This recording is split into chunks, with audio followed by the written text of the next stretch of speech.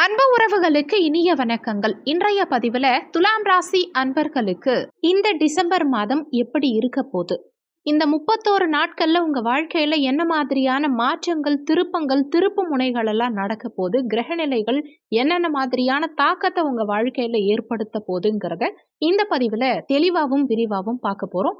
கொஞ்சம் கூட வீடியோவை ஸ்கிப் பண்ணாம முடிஞ்ச வரைக்கும் முழுமையா பார்க்க முயற்சி செய்யுங்க. வாங்க வீடியோக்குள்ள போலாம். வீடியோல சொல்லியிருக்க பலன்கள் ஆண் பெண் இருபாலருக்கும் பொருந்தக்கூடிய பலன்கள். இந்த மாதத்துல கிரகநிலைகளின் சஞ்சாரங்களை பொறுத்த வரைக்கும் சூரியன் மாத துவக்கத்துல விருச்சக ராசியில சஞ்சாரம் செய்கிறார். இங்க சுக்கிரனும் செவ்வாயும் இணைந்த நிலையில இருக்காங்க. ஆட்சி பெற்ற செவ்வாயோட இணைந்து சூரியன் சஞ்சாரம் செய்கிறார். டிசம்பர் 15ஆம் தேதி அன்னைக்கு சூரியன் பெயர்ச்சியாகி தனுசு மனையில சஞ்சாரம் செய்வார். அடுத்து செவ்வாயை பொறுத்த வரைக்கும் மாத துவக்கத்துல தன்னுடைய ஆட்சி வீடான விருச்சகத்துல ஆட்சி பலம் பெற்ற நிலையில சஞ்சாரம் செய்வார். டிசம்பர் 7ஆம் தேதி முதல் தனுசு மனையில சஞ்சாரம் செய்வார். புதனை பொறுத்த வரைக்கும் மாத துவக்கத்துல துலாம் ராசியிலையும், டிசம்பர் 6ஆம் தேதியிலிருந்து விருச்சக ராசியிலையும், டிசம்பர் 28ஆம் தேதியிலிருந்து தனுசு மனையிலையும் சஞ்சாரம் செய்வார். குரு பகவானை பொறுத்த வரைக்கும் கடக ராசியில மாத துவக்கத்துல உச்சபலம் பெற்ற நிலையில வக்கரமா சஞ்சாரம் செஞ்சிட்டு இருக்கார்.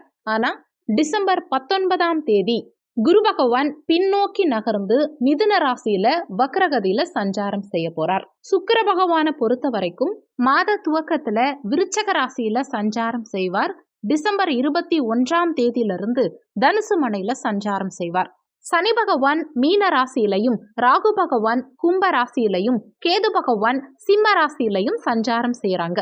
துலாம் ராசியை பொறுத்த வரைக்கும் சித்திரை 3-4 பாதங்கள், சுவாதி 1-2-3-4 பாதங்கள், விசாகம் 1-2-3 பாதத்தை உள்ளடக்கியது துலாம் ராசி. துலாம் ராசிக்கு அதிபதி சுக்கிர பகவான். இந்த மாதத்தை பொறுத்த வரைக்கும் துலாம் ராசி அன்பர்களுக்கு தைரிய அபிவிருத்தி மிக சிறப்பா இருக்கும். எதுவா இருந்தாலும் சரி, என்னால முடியும், நான் பார்த்துப்பேங்கிற ஒரு மன தைரியத்தோட எதுலையும் துணிஞ்சு செயல்படுவீங்க.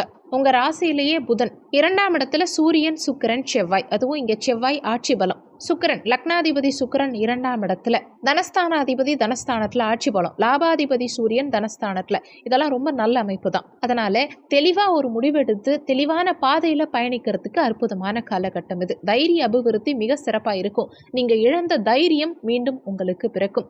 பய உணர்வு இல்லாம சிறப்பா செயல்படுவீங்க. என்ன இருந்தாலும் பார்த்துக்கலாம், துணிஞ்சு செயல்படுவீங்க. அடுத்து இந்த மாதத்துல பேச்சுவார்த்தையில மட்டும் கொஞ்சம் கவனமா இருந்துக்கணும். அடிக்கடி கோபமான வார்த்தைகளை நீங்க பயன்படுத்துறது வாய்ப்புகள் உண்டு. உங்க பேச்சுல இனிமை இருக்காது. மனசுல பட்டதை டக்கு டக்குன்னு பேசிடுவீங்க. குடும்பத்தாரோட பேசும்போது, குடும்ப உறுப்பினர்கள் கிட்ட பேசும்போது வார்த்தைகளில் அவசியம் நிதானம், கவனம் தேவை. மற்றபடி குடும்ப உறுப்பினர்களுடைய சப்போர்ட் பரிபூரணமா இந்த காலகட்டத்தில் உங்களுக்கு கிடைக்கும். உங்க குடும்ப தேவைகளை கரெக்டா பூர்த்தி செய்வீங்க.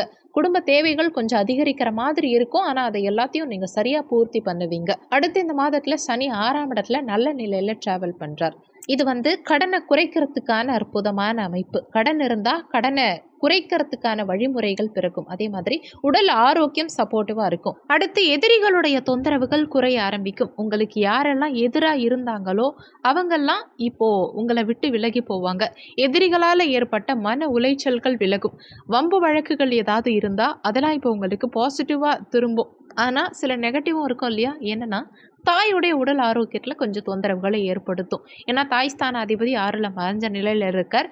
செவ்வாயுடைய பார்வையும் 7ஆம் தேதிக்கு பிறகு இந்த சனிக்கு கிடைக்கும் தாய் ஸ்தான அதிபதிக்கு. அதனால தாயுடைய உடல் ஆரோக்கியத்தில் மட்டும் கூடுதல் அக்கறை எடுத்துக்கிறது நல்லது. தாயுடைய உடல் ஆரோக்கியம், மன ஆரோக்கியம் ரெண்டுலையும் அக்கறை எடுத்துக்கணும். தாயோட அடிக்கடி ஏதாவது மனஸ்தாபம் வந்து போறதுக்கு வாய்ப்புகள் இருக்கிறதுனால தாய் வழி உறவுகள் கிட்ட கொஞ்சம் விட்டு கொடுத்து செல்வது நல்லது. அடுத்து வண்டி வாகனத்துல ஏதாவது ஏற்றத்தாழ்வுகள் உண்டாகும். அடிக்கடி வாகனத்தை சேஞ்ச் பண்ற மாதிரியான நிலை இருக்கலாம். அல்லது வண்டி வாகனம் பழுதாகி அடிக்கடி செலவு வைக்கும். வண்டி வாகனத்துடைய டாக்குமெண்ட் எல்லாம் கரெக்டா வச்சுக்கோங்க. ஏதாவது வண்டி வாகனத்துக்காக அடிக்கடி ஃபைன் கட்டுற மாதிரியான நிலை கூட உண்டாகலாம். அடுத்து நிலம் ஏதாவது வாங்க போறீங்கன்னா நல்லா செக் பண்ணி வாங்கணும். ஏதாவது வில்லங்கத்துல போய் மாட்டிக்கிறதுக்கு வாய்ப்புகள் உண்டு. இடத்த வாங்க வச்சு அதுல ஏதாவது சிக்கல்கள்ல மாட்டி விடுறதுக்கு வாய்ப்புகள் உண்டு. வீடு, வண்டி வாகனம், அசையா சொத்து சம்பந்தமான விஷயங்கள்ல ஏதாவது பழுது உண்டாகி அதுக்காக விரய செலவுகள் உண்டாகலாம். அடுத்து அதிகம் கவனம் செலுத்த வேண்டிய விஷயம் என்னன்னா பிள்ளைகள். குழந்தை பாக்கியத்துக்காக காத்துட்டு இருக்கவங்களுக்கும் இந்த காலகட்டத்தில் சற்று ஏற்ற இறக்கமான நிலை இருக்கும். தடை தாமதங்கள் இருக்கும். உடனே சுப செய்திகள் கிடைக்காது. சில தடுமாற்றங்கள்ங்கிறது இருக்கும். குழந்தைகளுடைய உடல் ஆரோக்கியத்திலையும் சின்ன சின்ன தொந்தரவுகள் இந்த காலகட்டத்தில் வந்து போகலாம். குழந்தைகளுடைய உடல் ஆரோக்கியம் மன ஆரோக்கியத்திலையும் கொஞ்சம் கூடுதல் அக்கறை எடுத்துக்கணும். ஆல்ரெடி பிரெக்னெண்டா இருக்கவங்க உங்க உடல் ஆரோக்கியத்துக்கு கூடுதல் அக்கறை எடுத்துக்கோங்க. மாடிப்படி ஏறுறது இதெல்லாம் கொஞ்சம் கவனமா இருந்துக்கணும். 5ஆம் அதிபதி குழந்தை ஸ்தான அதிபதி 6ல மறைவு, 5ஆம் இடத்துல ராகு வேற இருக்கார். பாவ கிரகங்கள்லயே கொஞ்சம் கொடூரமான கிரகம்னு சொல்லலாம் ராகுவை. அவர் 5ஆம் இடத்துல வந்ததுனால கண்டிப்பா குழந்தைகளுடைய உடல் ஆரோக்கியத்துல கூடுதல் அக்கறை எடுத்துக்கணும். சிலருக்கு பிள்ளைகளால அதீத மன உளைச்சலை உண்டாக்கும். இந்த டிசம்பர் மாதம் முடியும் வரைக்குமே குழந்தைகளுடைய உடல் ஆரோக்கியத்துல கூடுதல் அக்கறை தேவை. குறிப்பா ஃபர்ஸ்ட் ஆஃப் ரொம்ப கவனமா இருக்கணும். குரு பார்வையும் ராகுவுக்கு மாத முற்பாதியில இல்ல 19ஆம் தேதிக்கு பிறகு குருவுடைய பார்வை ராகுவுக்கு கிடைக்கும். ராகு கொஞ்சம் சுபத்துவமாவார். அதனால 19ஆம் தேதிக்கு பிறகு ஓரளவுக்கு பரவாயில்லையா இருக்கும். அடுத்து காதலிக்கிறவங்களுக்கு காதல் உறவு சார்ந்த விஷயங்கள்ல மன உளைச்சல் இருக்கும். மன நிம்மதி இல்லாத நிலை இருக்கும். பார்ட்னரோட ஒத்துப்போகாத ஒரு நிலையை கொடுக்கும். அடிக்கடி மனஸ்தாபங்களை கொடுக்கும். குறிப்பா 3ஆம் நபருடைய தலையீடு காரணமா உங்க இருவருக்கும் இடையே கருத்து வேறுபாடுகள் வந்து போறதுக்கு வாய்ப்புகள் இருக்கிறதுனால முடிஞ்ச வரைக்கும் உங்க பர்சனல் விஷயங்கள்ல 3ஆம் நபருடைய தலையீடு இல்லாம பார்த்துக்கிறது நல்லது. பார்ட்னர் கிட்ட கொஞ்சம் விட்டு கொடுத்து போங்க. பூர்வீக சொத்து சார்ந்த விஷயங்கள்ல ஏதாவது தொந்தரவுகள் அதிகரிக்கிறதுக்கு வாய்ப்புகள் உண்டு.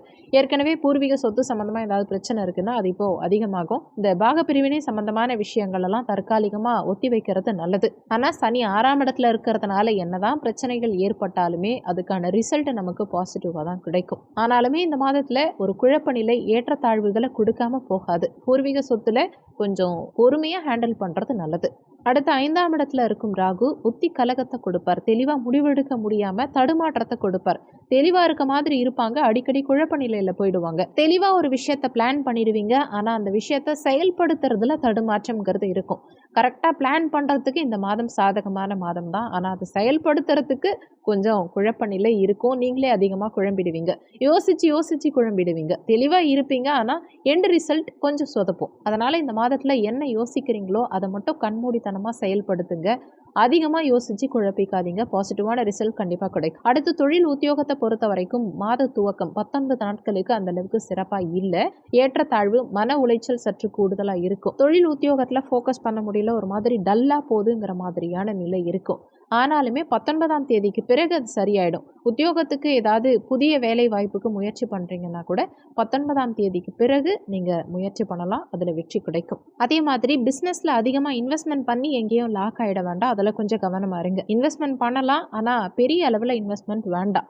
சின்ன இன்வெஸ்ட்மெண்ட்டாக இருந்தாலுமே 19ஆம் தேதிக்கு பிறகு இன்வெஸ்ட்மெண்ட் பண்ணிக்கலாம். 11ஆம் இடத்துல கேது பணம் சார்ந்த சிந்தனைகளை கொஞ்சம் அதிகமாக கொடுக்கும். ஆனால் பொருளாதார வரவையும் கொடுத்துரும். உங்கள் எண்ணங்கள் உங்கள் தேவைகளை நிறைவேற்றுறதுக்கு உண்டான பொருளாதாரத்தையும் நிச்சயமாக கொடுக்கும். பொருளாதாரம் சார்ந்த விஷயங்கள்ல பெருசாக தடுமாற்றம் வராது. ஆனால் செலவுகள் சற்று கூடவே இருக்கும். உங்கள் சுய முன்னேற்றத்துக்காக செலவு பண்ணுவீங்க, குடும்பத்துக்காக அதிகமாக செலவு பண்ணுவீங்க.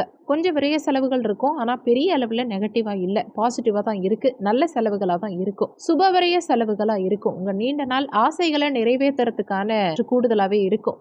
பாசிட்டிவான ரிசல்ட் கண்டிப்பாக கிடைக்கும். திருமண முயற்சி அவசியம் எடுக்கலாம் இந்த காலகட்டத்தில். குடும்ப வாழ்க்கையை பொறுத்த வரைக்கும், திருமண வாழ்க்கையை பொறுத்த வரைக்கும் காலகட்டம் இது. உங்கள் ஆசைகளை நிறைவேற்றிக்கிறதுக்கான பணத்தை செலவு பண்ணுவீங்க. மூத்த சகோதரத்துவத்தினுடைய உடல் ஆரோக்கியம் மன ஆரோக்கியம் இதிலலாம் கொஞ்சம் கூடுதல் அக்கறை எடுத்துக்கணும். மூத்த சகோதர வழி உறவுகள்கிட்டையும் கொஞ்சம் விட்டு கொடுத்து செல்வது இந்த காலகட்டத்தில் நல்லது. அடுத்து திருமண முயற்சிகளை பொறுத்த வரைக்கும் குடும்பத்தில் திருமண முயற்சி சார்ந்த பேச்சுவார்த்தைகள் உடல் ஆரோக்கியத்தை பொறுத்த வரைக்கும் இந்த மாதத்தில் உங்களுக்கு சாதகமாக தான் இருக்கும். பெருசா தொந்தரவுகள் இருக்காது. தலைவலி, கணவன் மனைவிக்குள்ள சின்ன சின்ன மனஸ்தாபங்கள் வந்து போகும். ஆனால் அது மேஜரா ட்ரபிள் எதுவும் கொடுக்காது. சிலருக்கு வயிறு சம்பந்தமான சின்ன சின்ன தொந்தரவுகள் வந்து போகலாம். செரிமான கோளாறு, வாழ்க்கை துணையோடைய உடல் ஆரோக்கியம் மன ஆரோக்கியத்தில் கொஞ்சம் எக்ஸ்ட்ரா அக்கறை எடுத்துக்கிறது நல்லது. மற்றபடி பெரிய அளவில் நெகட்டிவாக எதுவும் இல்லை. இந்த மாதிரி சின்ன சின்ன ட்ரபிள் உண்டாக்கலாம். மற்றபடி இந்த மாதத்தில் எதுவும் பெருசாக நெகட்டிவாக இல்லை.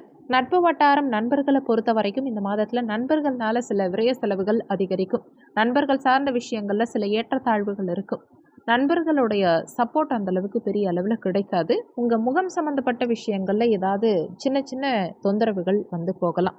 அல்சர் இந்த மாதிரியான தொந்தரவுகள் வந்து போகலாம். ஆனால் பெரிய அளவில் எதுவும் ட்ரபிள் கொடுக்காது.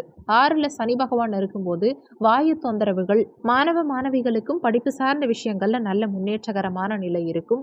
வளர்ச்சி, கல்வியில் ஆர்வம், இது எல்லாமே சிறப்பாகவே இருக்கும். சொல்லியிருக்கக்கூடிய பலன்கள் கோச்சார பலன்கள். இது வெறும் 20% தான் ஒர்க் பண்ணும். மீதி 80% உங்கள் சுய ஜாதகத்தில், ஜனன கால ஜாதகத்தில் உங்களுக்கு என்ன தசாபுத்தி நடக்குது, தசாநாதனும் புத்திநாதனும் எங்கே சஞ்சாரம் செய்கிறாங்க, என்ன மாதிரியான சாரம் வாங்கியிருக்காங்க, இந்த மாதிரி நிறைய விஷயங்களை பொறுத்து 80% உங்கள் வாழ்க்கையில் எல்லாமே நடக்கும். அதனால் வீடியோவில் சொல்லியிருக்கிறது அப்படியே என் வாழ்க்கையில் நடக்கும்னு நினச்சி எதுவும் பயப்பட வேண்டாம். ஜாதகம் பார்க்குறதா இருந்தால் வீடியோவில் ஜாதகம் பார்க்கன்னு கொடுத்துருக்க நம்பருக்கு வாட்ஸ்அப் பண்ணுங்கள். இந்த வீடியோவில் உங்களுக்கு ஏதாவது சந்தேகம் இருந்தால் கீழே இருக்க கமெண்ட் செக்ஷனில் சொல்லுங்கள். நன்றி. மற்றும் ஒரு நல்ல பதிவோடு மீண்டும் உங்களை சந்திக்கிறோம்.